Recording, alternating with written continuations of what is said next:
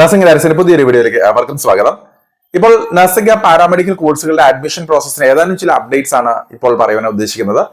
ഇപ്പോൾ ആദ്യമേ തന്നെ കർണാടകയിലെ എക്സാമിനേഷൻ KCET എക്സാമിനേഷൻസിന്റെ റാങ്ക് ലിസ്റ്റുകൾ കഴിഞ്ഞിടയിൽ പബ്ലിഷ് ചെയ്യുകയുണ്ടായല്ലോ.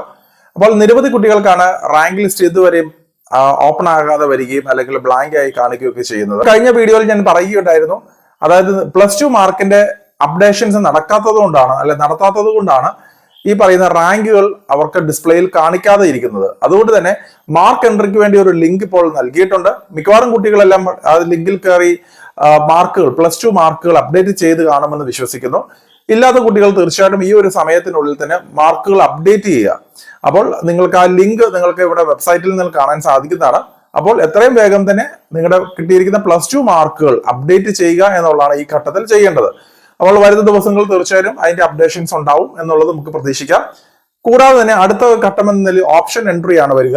അപ്പോൾ കർണാടകയിലുള്ള എല്ലാ അപ്രൂവ്ഡ് ആയിട്ടുള്ള നഴ്സിംഗ് കോളേജുകളുടെ ലിസ്റ്റുകൾ നിങ്ങൾക്ക് കാണാൻ സാധിക്കുന്നതാണ്. അതിൽ നിന്ന് നിങ്ങൾക്ക് സെലക്ഷൻ നടത്തി നിങ്ങളുടെ പ്രയോറിറ്റി അനുസരിച്ച് കോളേജുകൾ സെലക്ട് ചെയ്യുക എന്നുള്ളതാണ് അടുത്ത ഘട്ടം എന്ന നിലയിൽ ഉണ്ടാവുക.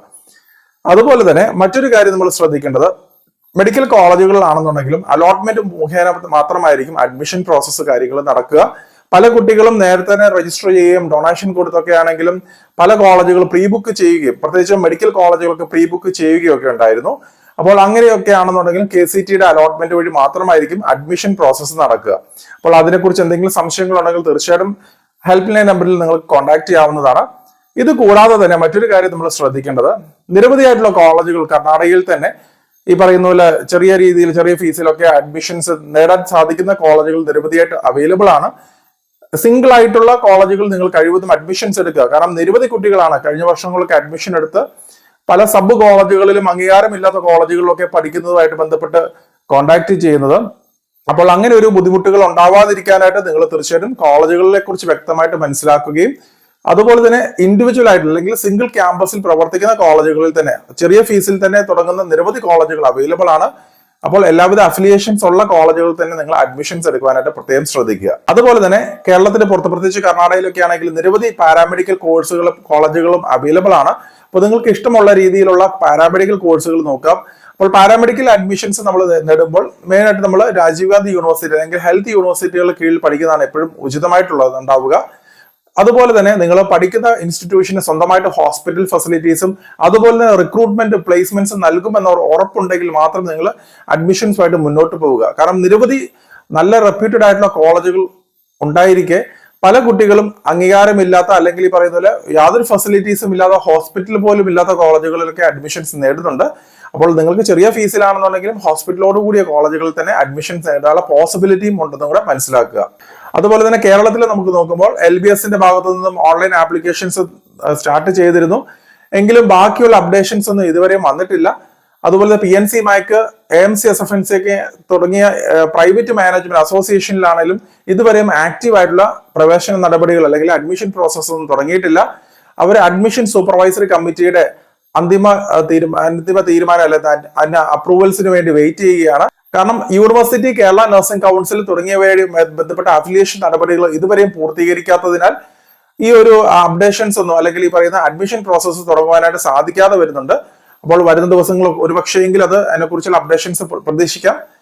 അതുപോലെ തന്നെ ജനറൽ നഴ്സിംഗ് കോഴ്സുകളിലേക്കാണെങ്കിലും പ്രൈവറ്റ് സെക്ടറിലുള്ള പല കോളേജുകളിലേക്കും ഓൺലൈൻ ആയിട്ടും അല്ലെങ്കിൽ ഓഫ്ലൈൻ ആയിട്ടുള്ള ആപ്ലിക്കേഷൻസ് സ്വീകരിച്ച് തുടങ്ങിയിട്ടുണ്ട്. അപ്പോൾ നിങ്ങൾ കോളേജുമായിട്ട് ബന്ധപ്പെട്ട് ഡയറക്റ്റ് ആയിട്ട് നിങ്ങൾ ആപ്ലിക്കേഷൻസ് കൊടുക്കാനായിട്ട് പ്രത്യേകം ശ്രദ്ധിക്കുക. അതുപോലെ തന്നെ കേരളത്തിന് പുറത്തേക്ക് നമ്മൾ നോക്കുമ്പോൾ നിരവധി കോളേജുകളിലേക്ക് റെപ്യൂട്ടഡ് ആയിട്ടുള്ള നിരവധി കോളേജുകളിൽ സ്റ്റൈഫൻ സ്കീമോടുകൂടി തന്നെ പഠിക്കാവുന്ന നിരവധി ഓപ്ഷൻസ് ഉണ്ടെന്നുള്ളത് കൊണ്ട് മനസ്സിലാക്കുക. അപ്പോൾ ഫിനാൻഷ്യലി ബുദ്ധിമുട്ടുള്ള കുട്ടികൾക്കും നല്ല രീതിയിൽ സ്റ്റഡി സപ്പോർട്ട് നൽകുന്ന കോളേജുകളിൽ തന്നെ അഡ്മിഷൻസ് എടുക്കുക എന്നുള്ളതാണ് എനിക്ക് അഡ്വൈസ് ചെയ്യാനുള്ളത്.